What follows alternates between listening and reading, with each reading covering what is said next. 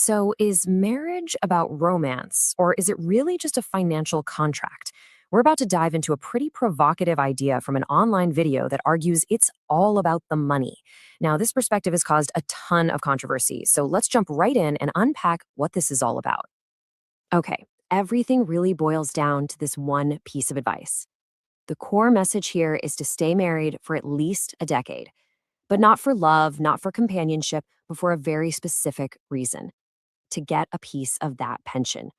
This one idea, it's the bedrock of the entire strategy we're about to break down. So, what's the big idea here? Well, the argument is that you should look at marriage less like a romance and more like a business plan. It's a calculated move for your financial future, period. And here's how they justify it. The speaker's whole rationale is that being a wife gives you a financial safety net that just being a girlfriend doesn't. She basically says, look, it's way better to be a wife for 10 years and walk away with a settlement than to be a girlfriend for 10 years and walk away with absolutely nothing. And get this wasn't just some theory she was throwing around. No, the woman in the video says she actually did this. She had a detailed 20-year game plan. This was a long con, right from the very beginning. This timeline just shows how premeditated the whole thing allegedly was. She literally says that when she hit the 5-year mark, she told him, we're going to do 10. Then, once she got to 10, she thought, you know what? I'm going to drag it out to 20. I mean, this was a conscious, step-by-step plan with clear goals along the way. So, what was the big payoff after 2 decades of this? Well, according to her, it paid off. Big time. She says she walked away with child support, alimony, a piece of his pension. Oh, and on top of all that, she had her own company that she'd been building on the side. Okay, so that's her side. But the guy analyzing this video, yeah, he had a very different take on it. He didn't see a smart strategist. He saw something, well, something much darker. Let's get into his analysis. So the host draws a really sharp line in the sand here. He says, look, hypergamy, that's just the natural drive to find a better partner, to marry up, so to speak. But what this woman is describing, he calls that something else entirely, the marriage hustle. And for him, that's a cold, calculated plan just to get someone's money and resources.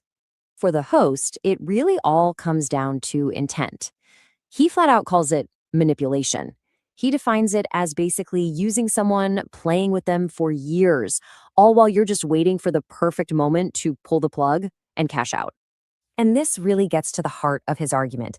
He says, and I'm quoting here, this is selfishness and this is greed. His theory is that this kind of strategy is for someone who feels like they can't achieve the success they want on their own, so they use marriage as a vehicle to get it from somebody else. So from there, the host kind of zooms out. He suggests that this isn't just one woman's wild story. He thinks it's a playbook, a pre-planned exit strategy that some people have in mind from day one of a relationship. And here's the step-by-step plan he lays out. Step 1, you want a lifestyle you can't afford. Step 2, you find someone, and he calls them a sucker, to bankroll it. Step 3, you have kids, which he says solidifies your stakes. And the final step, you just wait. You wait for the best time to divorce and collect your winnings. And this leads us to probably his most explosive claim. He argues that in these kinds of schemes, children aren't just part of the family, they're a tool. He literally calls them a paycheck, a way to guarantee a long-term financial payout, especially if you're with someone who makes a lot of money. So where does all this leave us? Well, the host's final word isn't really a summary. It's a straight-up warning about being aware of who you're really with. This is his final cautionary message. He claims that feelings and a financial game plan can exist in the same person at the same time. He warns, be aware, gentlemen, that there are women that can like you and still take you for everything. All right, so let's boil this all down. We've got two totally clashing perspectives here, right?